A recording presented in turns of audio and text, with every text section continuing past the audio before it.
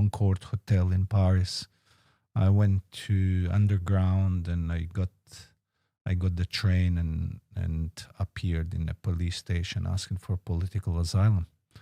And 48 hours after I had played against the likes of Papin, Cantona, Laurent Blanc, Deschamps, Franck Souzet, Basile Boli, Platini was the manager, I woke up in a refugee camp. And that's where the real game starts. As we went to European Championship under 19s and Balkan Championship with the youth teams. In every trip we had security people with us. So we had people who make sure that we are not going to escape or we're not going to run away. So they were there, more or less. They kept an eye on us and they controlled our movements and obviously they try and figure out if there is any of the guys who's planning to do something. Obviously they had their own investigation team and they had their own spies in the group and so on. So it's difficult to say, but there was a feeling that you are never free. You are never free even when you are sleeping, because maybe someone would have been just behind the door, making sure that you're not leaving the room in the middle of the night and running away from the hotel. So we had people all the time. We were isolated all the time.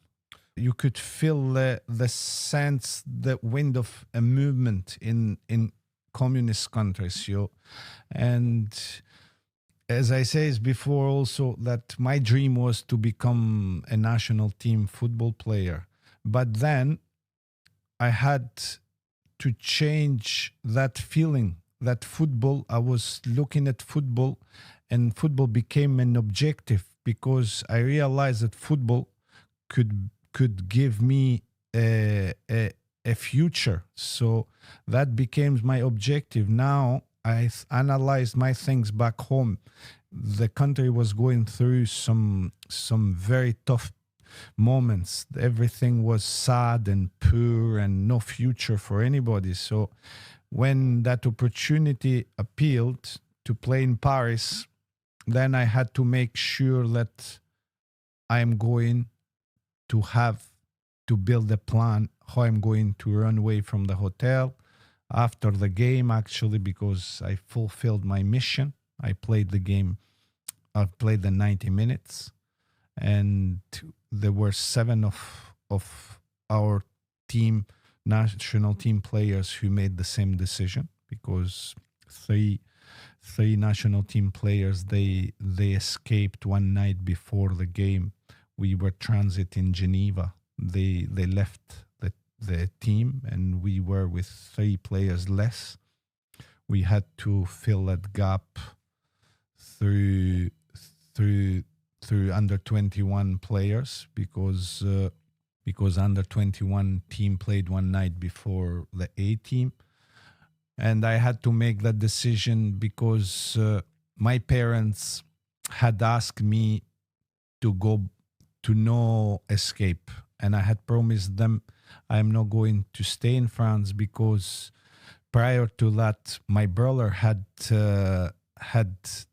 taken, with so many other Albanians, had taken a fishing boat, and he had gone to Italy. But for 3 or 4 weeks after that, we had not heard anything from my brother, and our feeling was that my brother could have been drowned in the sea. And my parents asked me not to let them down, so they cannot cope without the boys. And if I had to leave, they would be completely heartbroken.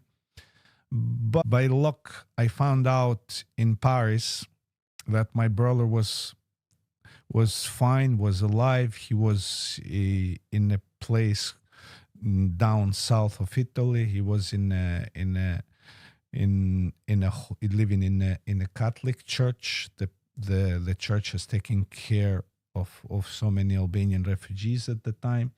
I got the opportunity to phone him from the hotel, and he gave me the good news. And then it's where I decided to write a letter to my parents and to explain to them the reason I'm going to kind of make that decision. And it's a very good reason, and I promise them that we are going to be together soon, and I'm going to do my best to make them proud and happy. So I gave this piece of paper, I put it into an envelope, and I gave it one of national team players who was going back to Albania so he could bring the letter to my family. And that's where I kind of planned my escape. And after the game, I told the national team manager that's my decision is to run away, and he wished me luck. And that's what I did in the Concorde Hotel in Paris. I went to underground, and I got the train and appeared in a police station asking for political asylum. And 48 hours after I had played against the likes of Papin, Cantona, Laurent Blanc, Deschamps, Franck Souzet, Basile Boli, Platini was the manager, I woke up in a refugee camp.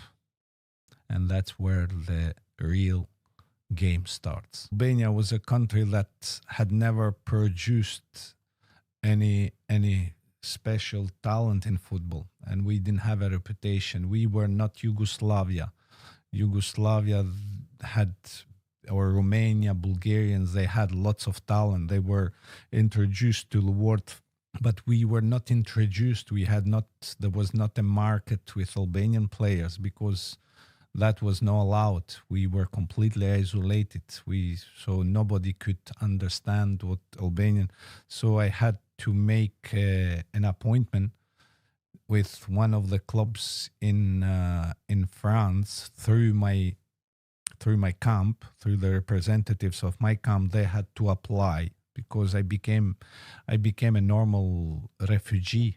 My criteria was the same as everybody's criteria. I had to go through that period of giving an interview and explaining the reasons why you stayed in France and what is the purpose, and that could take a long time for you to get an answer, because and the question is, how do you keep up with the fitness, because football is all about keep having that kind of fitness where you can win the challenges, but having to be in a refugee camp, you don't have the facilities to stay fit. You have to make a plan on that. You have to build the special mentality to overcome this period. So and as a refugee, you don't have that kind of power of having the rights to